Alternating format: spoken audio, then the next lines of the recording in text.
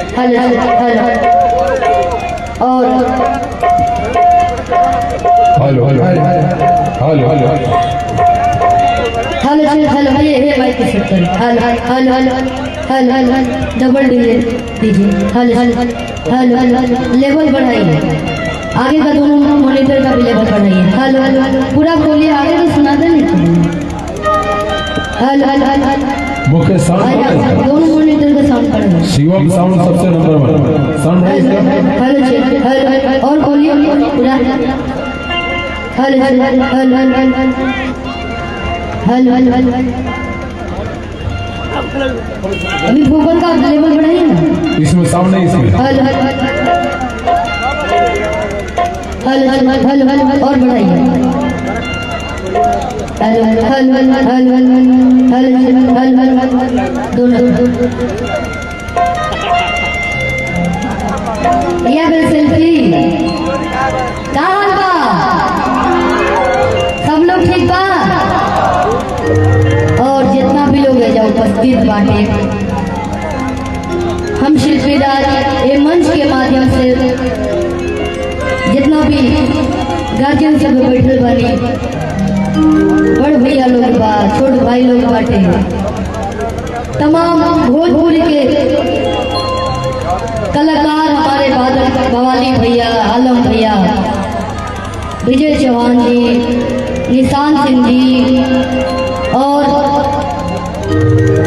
हमारे मोहन सिंह भैया, धनंजय शर्मा भैया, डीजे बिट्टू मेहरवा जी और तमाम लेडीज लोग आई बैठे और हमारे अस्कर भैया के पूरा टीम, म्यूजिशियन टीम। और आज हम एंकर नहीं बोलेंगे, बहुत ही अच्छी हीरोइन आई हुई है हम सबों के लिए, है ना? माहौल मंच के माहौल बन गए बैठे और होके के चाहिए कुछ न कुछ क्वालिटी इंसान के अंदर दिखे के चाहिए। एंकरिंग के साथे साथे सबके मनोरंजन, ऑडियंस सब लोग खुश बा। भैया तो साउंड से हम खुश नहीं है, साउंड बना दीजिए। और मंच पे जितना भी लोग विराजमान कलाकार बैठल बानी और आज बाराती भी लोग बानी और बाराती दोनों लोग बाटे, गांव के भी लोग बात, तमाम कैमरा वाला भैया, साउंड वाला भैया, ये मंच के माध्यम से सबके हम गोड़ छुके गोड़ लगाने पर हाथ उठा कर आशीर्वाद देते जी आप सब। और हमारे नरमुंडा भैया जहाँ भी जाते हैं इनके फैन फॉलोइंग अलग है ना? बहुत लोग बा लेकिन और अलग बा। मुन्ना भैया डीजे विकास के म्यूजिक डायरेक्टर विकास यादव जी जब बजाते थे डीजे, उसमें भी इनका नाम था। विकास में किधर है? और जब म्यूजिक लाइन में आ रहे भैया कहाँ बने, हम लोगों के पीछे में बने सेल्फी और सेल्फी। और हमारा छोटा भाई क्या नाम है बाबू? विक्की राज का छोटा भाई विक्की राज। और इनके लिए जोरदार ताली बजा दीजिए आप सब। और हम चाहेंगे कि विक्की बाबू आपका घर बरुआ, लड़का बहुत तेज बा, कलाकार है, निडर होला। ये भी इनके साथ में है, केकरे साथ? नरमुंडा जी के साथ वो क्या दो चार चेला बना ले वाली ना, पैसा एक मतलब मिले लगे मंच पे। सही बात है भैया, साउंड बना दीजिए, बिल्कुल सादा बज रहा है।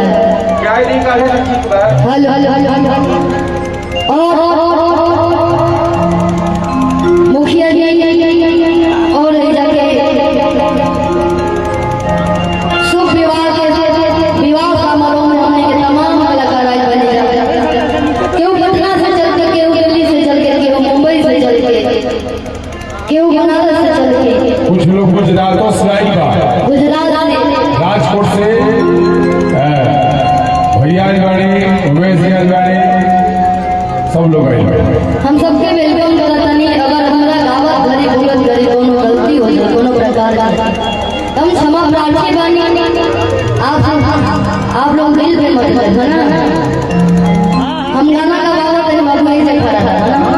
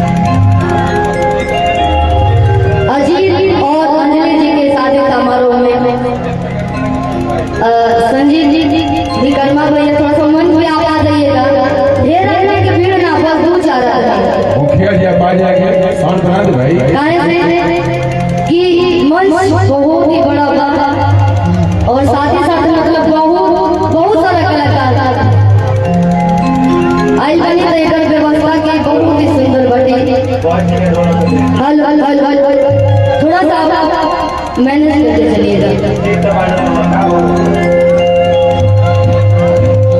दो जाने आ जाइए आप लोग को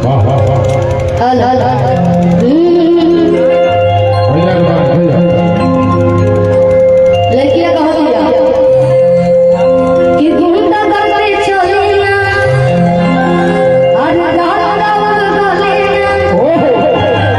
कि ले के बुझबा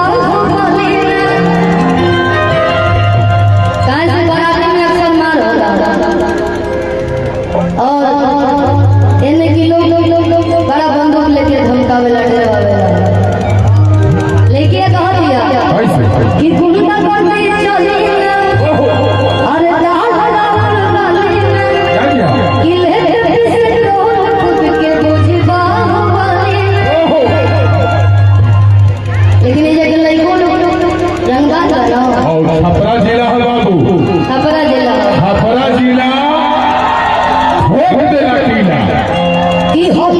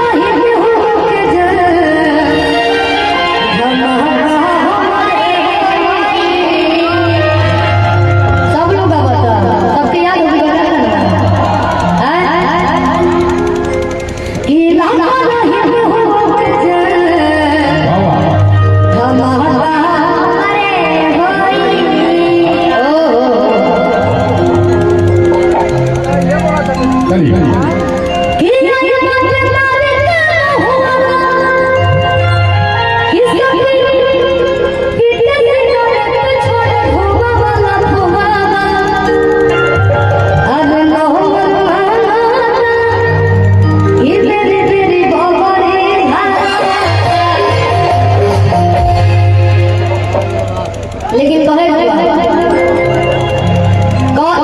लोग बात है बिहार में बंद बा लेकिन चालू बा चोरी चालू बा ऐसे मंच पे अइला के बाद से भावे बहुत लोग के चेंज लागल तो हमने के जोन में हम गाना गाने तो मर्यादा में गावे और इंडस्ट्री से भी हमारा बहुत रिस्पेक्ट मिलेला जहाँ जाइले वहाँ भी रिस्पेक्ट के अपेक्षा रहेला। एगो गाना गाने नहीं हम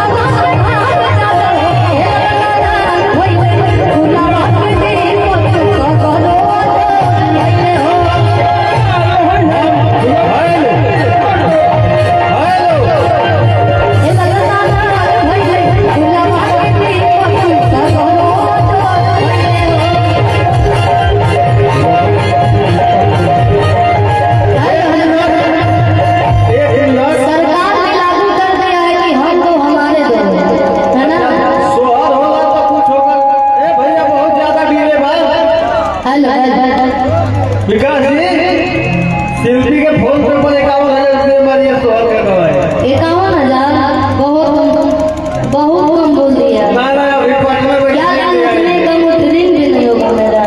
हाँ? अभी पटना में जमीन में सारा पैसा ढूंढ गई है। हर के ही लूटा दे। बड़का पापा बादल बवाली भैया इधर आइए। बड़े पापा हर के ही लूटा दे। आज सोना चलिया ये भी बड़े पापा लगेंगे क्या? अरे बबुआ के बड़का पापा अरे पापा लूटा दे सोना चलिया हो।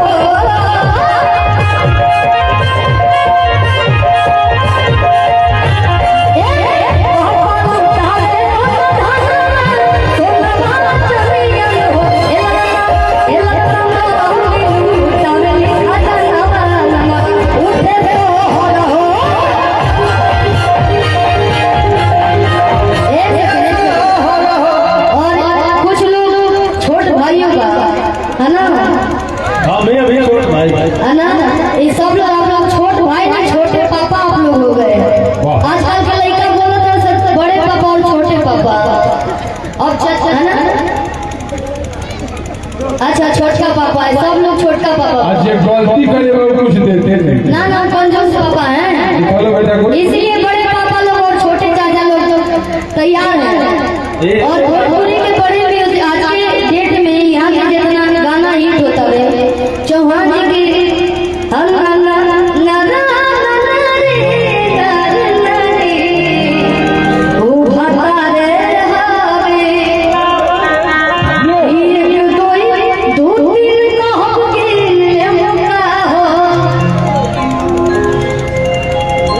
अभी चौहान जी आएंगे तो गाएंगे, लेकिन कहो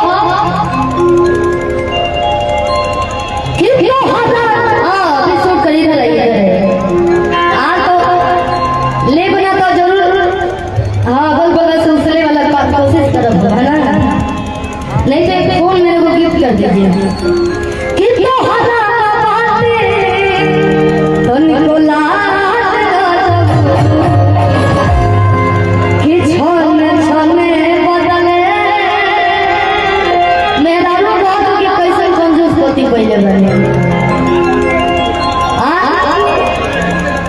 पे फोन है का भाई के ना दिखाई अपना भैया।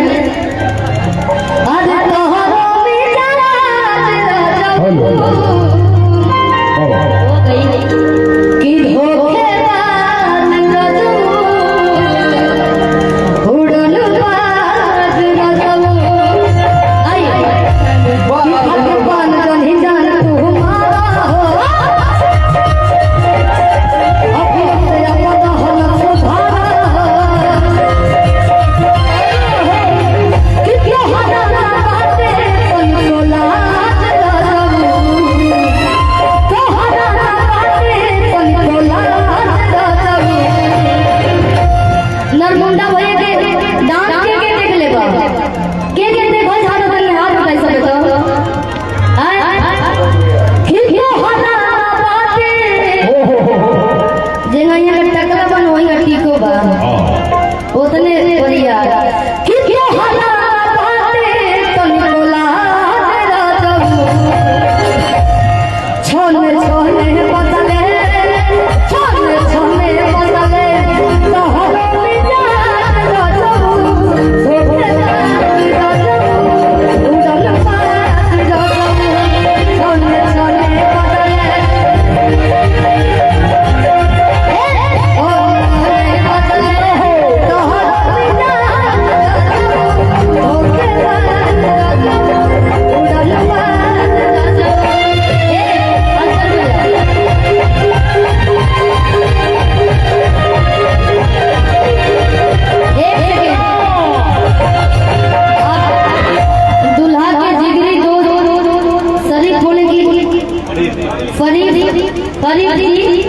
दूल्हे दादा के करीब दोस्त लगे लगे जेकर याद के शादी वाला लोग तो समझे लगे हमारे शादी हो भाई भाई सऊदी से कि तिल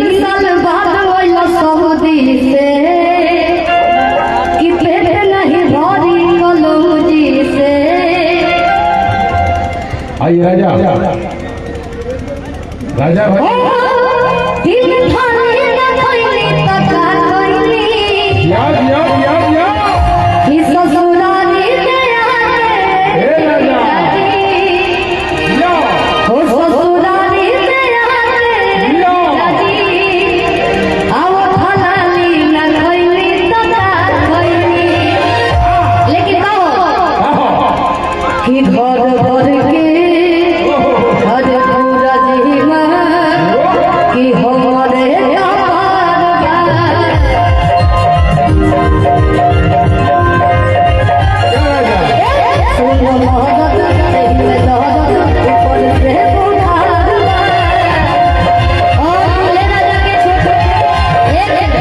और दूल्हे राजा के छोट भाई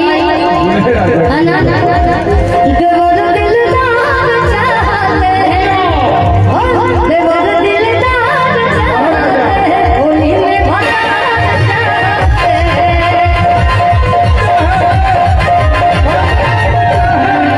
देवर दिलदार चाहते हैं आया भरा चाहते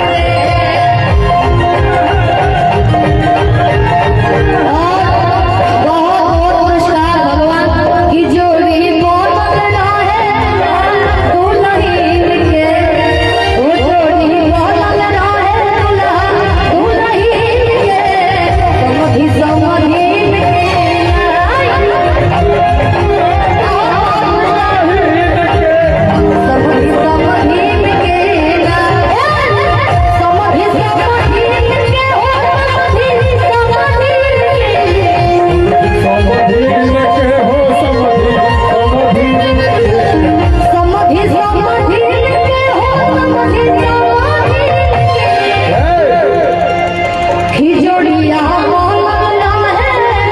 क्या बात है पीला कुर्ता खुश रही इधर रही ए भैया एक नमूना लड़का है क्या ठीका है आपका दुल्हा दुल्हन के हो दुल्हा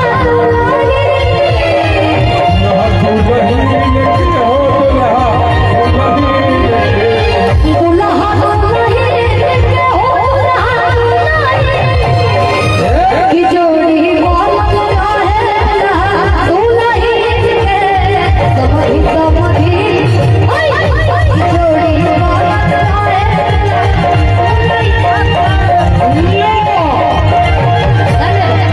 ओ जोड़ी बोल रहा है दुल्हन के समधी समधी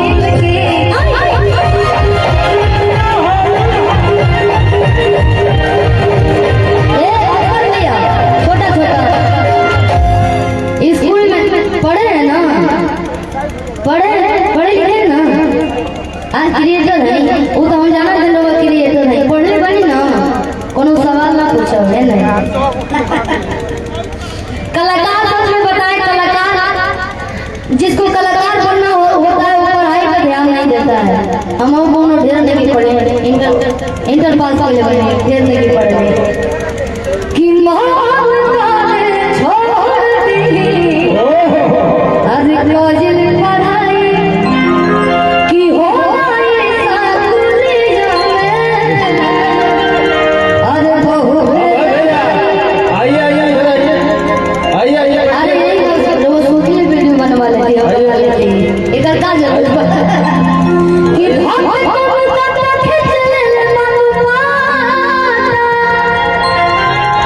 कि हम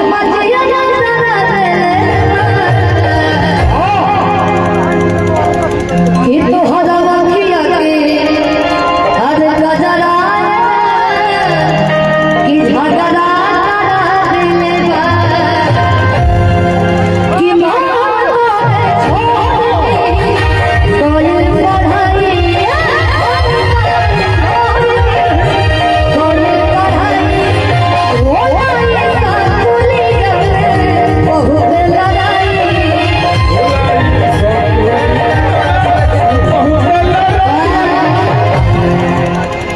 यादव जी विवेक यादव जी की तरफ से बहुत बहुत पुरस्कार भगवान करे रौरो जोड़ी जल्दी लगो अगला लगन में रौरो टीका जोड़ी रौरो बन जाओ सही बात है।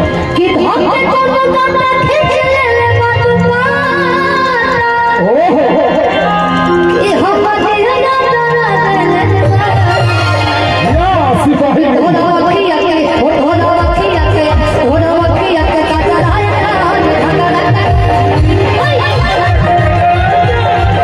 ओरा अखिया के काटा लाया